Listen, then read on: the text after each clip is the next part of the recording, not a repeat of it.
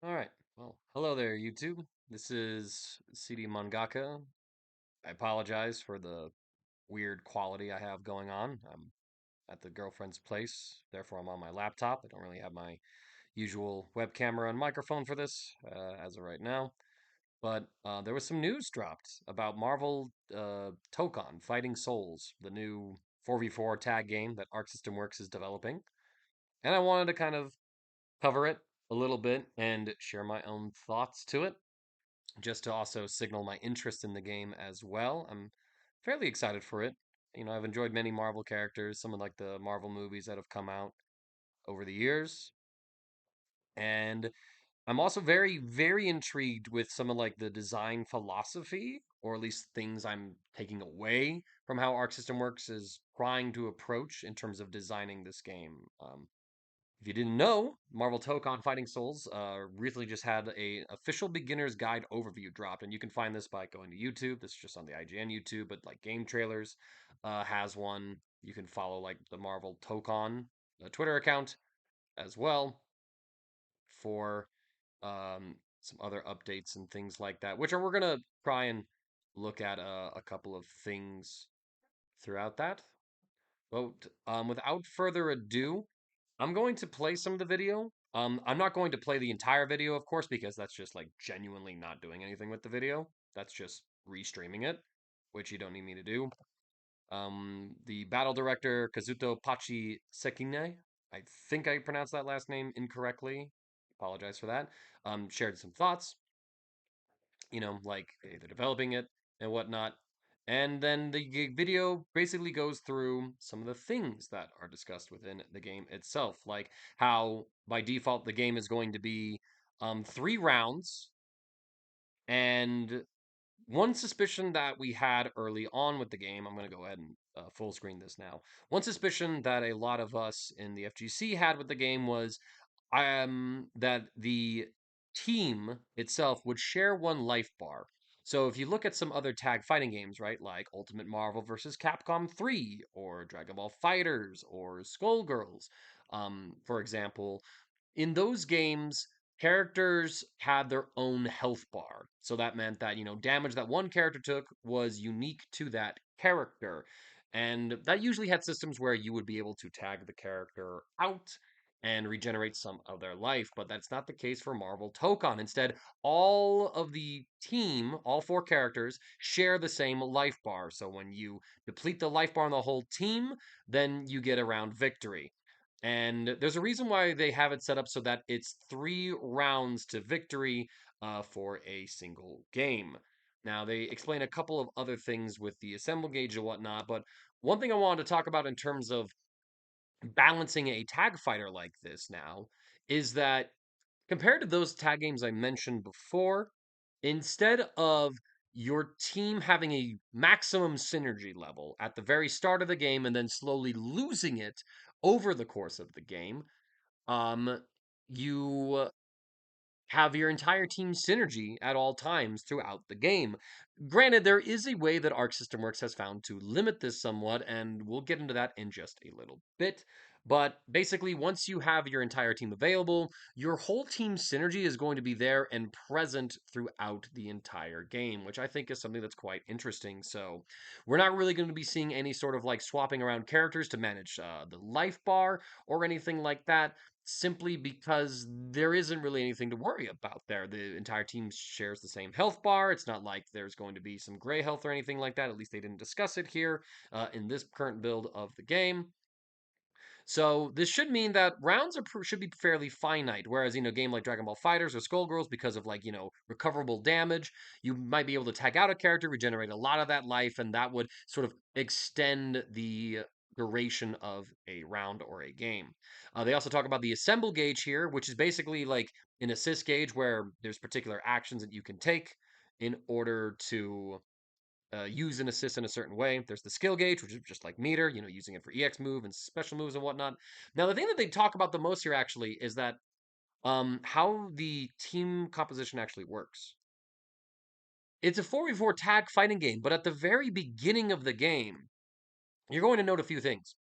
One, you're going to note that these portraits in the HUD are grayed out. That's because that those two other characters aren't available to use at the very start of the game, actually. In fact, when you get right at game start, round one, it's a 2v2. It's your point character with one assist.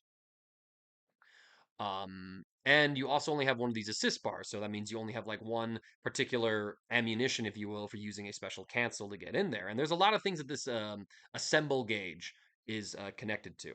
So the trailer talks about this and explains that okay, you unlock your team as you play through. So they have wall breaks uh, that come through. And like right here, you can see that if you get a throw, and I don't know if this is near the corner or if this is just this version of the throw, you get an assist off of it. So this creates a very interesting dynamic where your throws have extra value. Yes, throws do less damage. It's like only 3,000 here, and actually does a little more. And it looks like you get like a wall break of sorts. When you get these wall breaks, you get an assist on line, actually. And I don't know if these are throws that are in the corner only or if they're just throws anywhere on screen. That's something that I'm not currently privy to right now. But throws have that extra value. As you see, you kind of get blasted through the stage, and then you get a new character added in. And there's a couple effects that happen when you do have a new character added in. If you watch Iron Man's health bar, you'll see that he actually gains life. He gains recoverable life by unlocking the assist. And you'll also see in the HUD that this assemble gauge gains an extra point to it.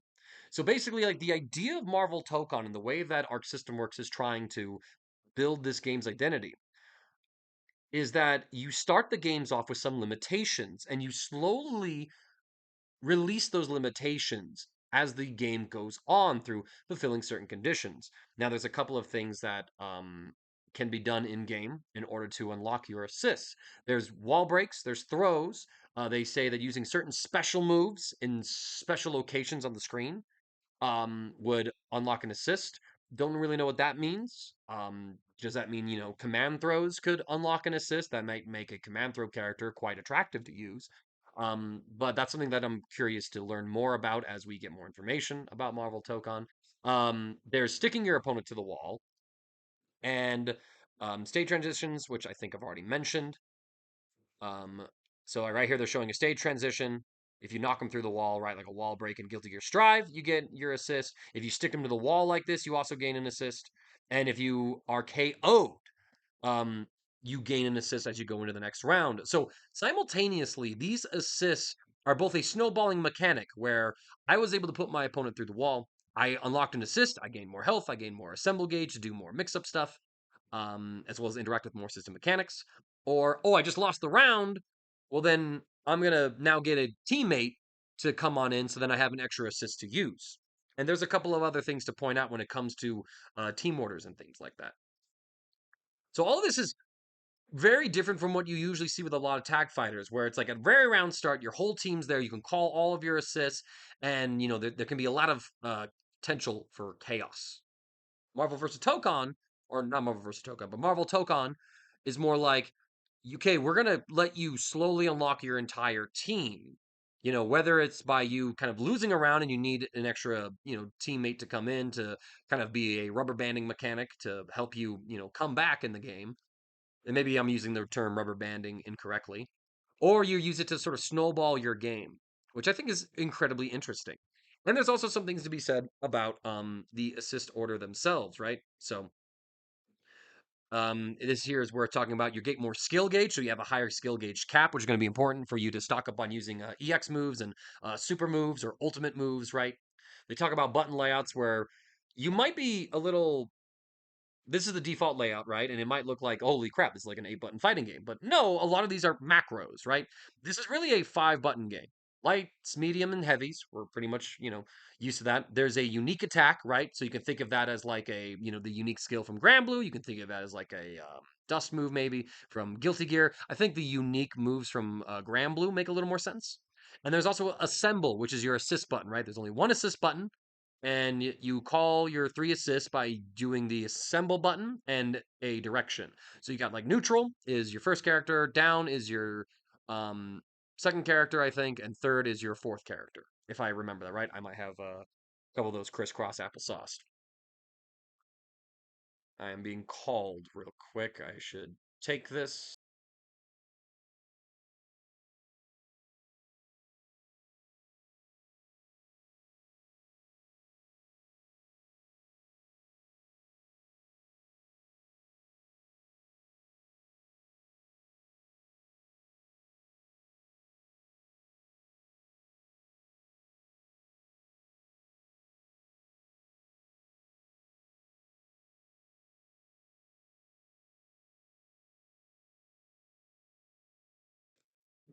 Sorry about that.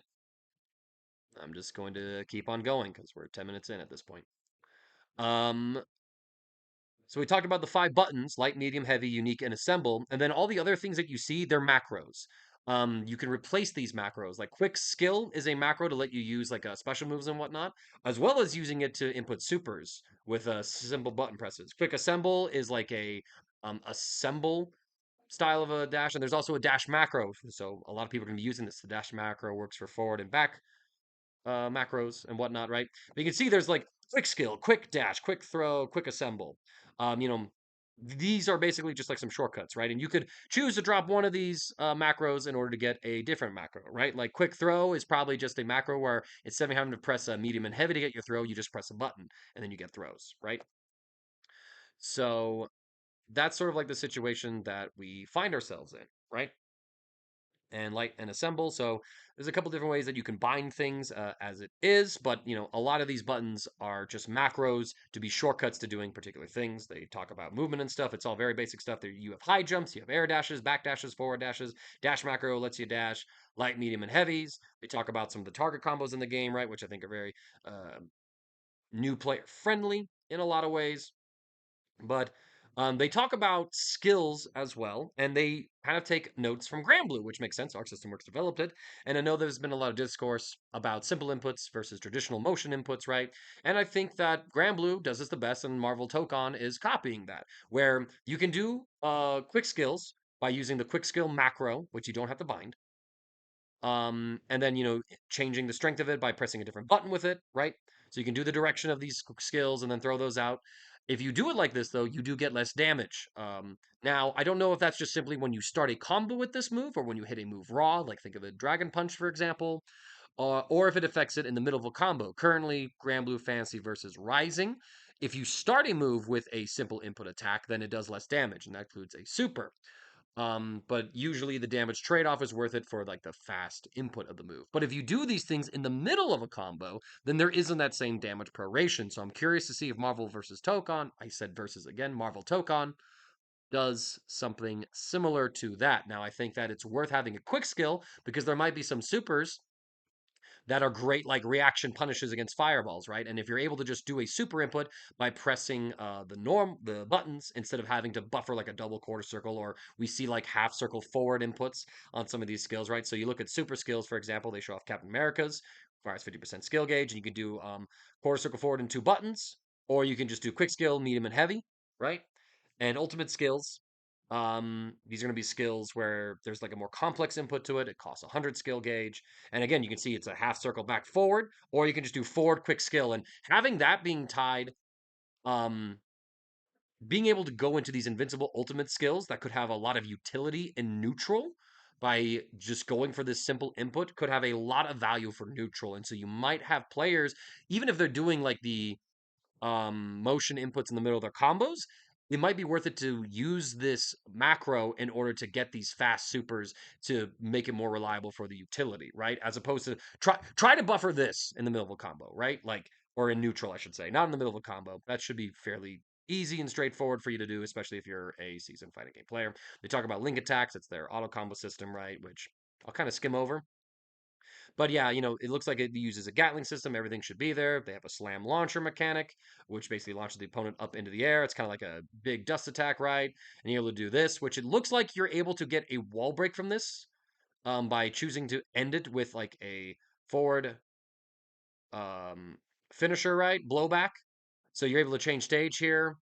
And I imagine that might mean that you should be able to get an assist that way, but I don't think that was fully confirmed. I could be incorrect. They talk about some of the assist mechanic stuff, right? And so the assemble buttons, your assists, are very unique where each of your characters, right, they have a different assist. Um, and there's a different way that you summon them too, right? So you can summon them on the ground. You can summon your first assist by pressing forward, second assist by pressing down, and third assist by pressing back, right? So that's how you target all of your assists. It's one button to call any of your assists. The direction is the important thing. And you can swap with your assist if you call them in. Now, you'll note that with these raw tag calls assists, right? This doesn't use any of that assemble gauge up front, right? So this means that calling your assists in neutral to try to lock down the opponent, that's a free assist call. The only thing that happens with your assist or your assemble is that the icon will go on cooldown.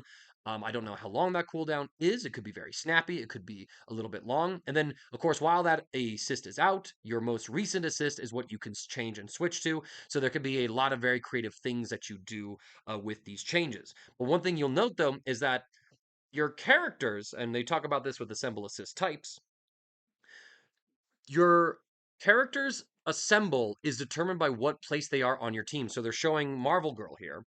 And, if this is like her first slot assist. So she's in the first slot. She does this grabby, stretchy arm. She does the second one. She kind of does like this rising DP. This third slot, she does like a longer startup, more unique style of DP. And there's also calling her in air. Her aerial version is always the same no matter what, but that's another position to change like your assist call. But this creates a very interesting dynamic for building your team, where because you're starting the game with just two characters, your point and your first assist character, this is going to create an environment where I think some of the metagame, the early metagame anyway, is going to be determined by how strong your 2 point man team is. Like, okay, you get like a very simple assist, kind of like a neutral heavy assist, and then you're going to go in there and you're going to run your game. And so I think your characters then are going to be kind of determinant on how well they get along with that particular assist and your point character, as well as like how much meter or how meter efficient your point character is. Meanwhile, then, right, as you go through the game and you knock out your opponent, you send them through walls, you throw them and everything like that, you unlock more and more of your assists. But then, you don't get the ability to change your assists, what character your assist does, until you swap them around in that order, which creates another layer of team building that I find very interesting, right? Like maybe my point character builds quite a bit of bar, and maybe their first and second assist slots aren't that great, but their third assist slot is. So maybe I want to play with a strong point character and then swap them with my third character or fourth character in order to then get that strong assist from my point character later on in the game, right? Now, again, though, because you don't have like a unique health bars for each of the characters or anything like that, um, I think that a lot of swapping around isn't going to be to manage health or anything like that because it doesn't help you manage health, but it's probably going to be more intrusive to getting favorable matchups, right? Like if there's a very bad matchup on your team with one character, then it might be a bit of tagging around to try and avoid that bad matchup or get your own good matchup in. I think that might be some of the metagame here, especially because it doesn't seem like there's any sort of snap mechanic where you can force the opponent to switch out a character or anything like that. Like there's not going to be anything like that. It seems like currently. I could be wrong. And we'll see here, right, that you can call these assembles in the middle of hit strings and block strings to extend your combos. And when you do that, an assemble gauge is taken up. Now, the thing I'm curious about is I bet you anything that when this assemble gauge is used on an assemble call, it's going to check if the opponent is in block stun or in hit stun. And so then that opens up the question of, okay, am I able to set up stagger pressure where I can get a free assist call for a free mix up at the cost of opening up a gap for my opponent to challenge me versus like I'm just going to put you in a true block string, call an assist, get you locked down and then go for a mix up, right? That's sort of like the thing I'm kind of like very curious about. And of course, like as you're doing these calls and whatnot, being able to like send out an assist to get a side swap and dodge cross up protection or things like that could be something that's very metagame, right? Now, they're talking about like the nature of these summon slots, right? The first slot is a very neutral assist, like it's just like a range projectile or strike or something like that. So it's kind of like a fireball assist. Then your second slot is always going to usually be like an anti-airing assist, a vertical assist as they call it, right? Typically. Um, and then your third slot is like a character unique assist where it looks like they kind of throw out a special move, like we saw Star Lord use that gravity binding ball in one of his attacks earlier. And so, like, this can kind of go into some dynamic team stuff where basically everyone's going to have a neutral assist. Everyone's going to have like an anti airing DP style of assist, probably with low block stun, right? But then, like, the real spice and the real sauce is going to be who your third summon slot is for their own unique attack, right? Which can create, I think, a lot of like very interesting team comps and like, oh, do I want this character? Where do you want to put these characters, right? Because when you think about it, don't forget you have to unlock that final assist slot after you get through your third slot as well. So it takes you time to get to that assist slot. which I think is very interesting. And it kind of, to me, speaks what some of Arc System Works' design philosophy is for the game, which is instead of like being a sandbox creativity style of game where it's like you have all these options all at once, go crazy, go nuts, and find your creativity with, the whole world is your play box. It instead kind of strikes me as a more limited zone of creativity where it's like here are the rules that you have to play by. Now within those rules, try and be as creative as you can be, which can be pro or con to some other things. You might prefer just like the unlimited creativity that other fighting game tag systems might offer you instead, as opposed to, man, why do I gotta unlock my assist? That's kind of dumb. I've literally seen one person in my Colorado FGC Discord say that. Um, or you might be more like, okay, well, if I had to play by these rules, what's like the way to optimize playing within those rules, right? So I think that's very, very interesting, to say the least. And of course, all regardless of position, the aerial assist is always the same. And they talk about a couple of things here, right? So assemble rush is when an attack hits. So this is just like your guaranteed call to get like a guaranteed extension here or guaranteed lockdown and uses an assemble gauge. Like we mentioned before, though, if you call this in neutral and the opponent isn't in block or hit stun, at least I'm guessing that, then it doesn't consume that. Then there's Assemble Smash, which is basically like the game's universal overhead. Actually, no, this is the armored attack, if I remember right. It is an overhead attack. It's both things, right? So you can go for this. It's like an armored overhead that can be used to mix with the opponent. Looks like you get a wall break from it, right? We'll see how good that is based on its framed in and whatnot, and how much it can go through. And of course, you have all of your assists. You can extend this to get even bigger combos using all of your assemble gauge. So there's going to be questions about when do you spend all of that? When do you not spend all of that? It even works in neutral. This doesn't have armor. It does nullify projectile. So it seems like maybe some characters might have a way to fight zoning universally. Assemble counter. This is basically kind of like just parry option of sorts that requires your assist right. And you can backdash and do this, and then you get a knockdown. Doesn't seem like you get a full combo, so you can kind of stop the opponent with a good read. But of course, they can bait it, right? So there might be systems where you have to think, right? Like someone's trying to press this by pressing back and call an assist. Um, I'm not sure if this is available in Bloxton. It doesn't look like it is, but you could catch somebody, I think, trying to do this input and blow them up for it by delaying your pressure, seeing that they go for that assemble counter, and then you get a punish for it, right? And there is like a true block string guard cancel thing, right? So they talk about DHCs as well. They call it super assemble, which is where like this is just a way for you to swap out. So if you want to add on extra damage, you can spend more of your skill gauge, tag in your characters. You can do this up to 2 times, so you can go through 3 characters. You can't do 4 characters currently. So you can do this. You note that it does require a bit of skill gauge, and it requires your assemble gauge too, right? So you see we have 50 skill gauge and 2 assemble gauge, and then we spend an assemble gauge and 50 skill gauge in order to go into Marvel Girl, right? So, some pretty expensive cash outs, but I imagine that meter might be pretty generous in this game. And you talk about crossover. So this is L and A. This is a very different input. So you note that the other defensive mechanic, right, was back and assemble, and then this is light and assemble instead, right? So there might be situations where this isn't really like you're trying to scout out one mechanic and then you get the other mechanic. It's you very much intentionally press this one. Now I have to look at what crossover. What was crossover's other input actually? Light L and A. I'm kind of scrolling through to see because this is a question I just sort of came to. They talk about the assistant stuff. There's the assemble rush stuff. Assemble smash. Yeah, so this is linked with your um assemble smash, right? So if you leave a gap here, then assemble smash kind of operates as a bit of a reversal as well. So the question sort of becomes how unsafe on block is this attack, right? Or can you throw them out of this attack? Because when they go, if they're trying to use this assemble cross counter, right? If they're trying to go for crossover, excuse me, in the middle of a block string and you leave a gap, then they're going to come at you with that overhead. So then it's like, okay, you got to look for that. Then can you throw them out of it on reaction? Can you block it on reaction and then punish them for it? That's going to be a very interesting question to sort of figure out. But there's also this mechanic where if they do this, you can react with your own crossover reflect.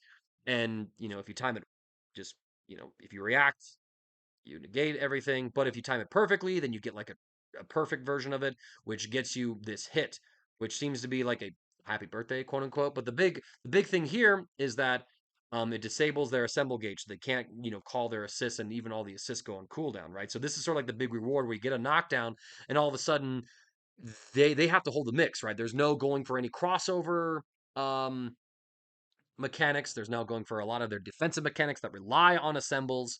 So this can be a pretty risky move to do, especially like if you get really good at the timing. So I feel like a strong defensive mechanic like this, which is basically like a guard cancel get off of me button that does have counterplay, is going to be something where managing your assemble gauge and making sure that you always have one assemble gauge to react to an opponent's crossover could be quite important. Um, and I think it's kind of all they discussed really in this video, right? So, they just once again show this off, and you can run up and you get Okazemi, and then you just run your offense, whatever, right? That, um, and you continue it, and you can see that like they're locked out of that for a very long time, and that's all that the video really discusses at this point. So a lot of information has come on through. If you noticed anything in particular through your own watch through, if there's anything that I missed in my analysis, do let us know in the comments below. I'm quite interested in this game just because it does seem to be very different from a lot of tag fighters. The idea of having to unlock your assists is novel to me. And not only that, but it finds another way of making your team composition choices unique and matter in terms of what order you put your characters in. Differently compared to other fighting games. And it has to do this because, all your characters like share a life bar, right? There's not really like an anchor identity in this game, or at least as strong of an anchor identity in this game compared to like Dragon Ball Fighters or Marvel vs. Capcom 3, Ultimate Marvel vs. Capcom 3, even because like you don't have a last character that then has a big comeback mechanic, right? All of your team, all of your characters are alive throughout the entire duration of a match once you get all of your assembles unlocked. But what makes that interesting is then like trying to pick the order, because I imagine these assembles and their assists, they're not going to be built unique like all copy pasta, right?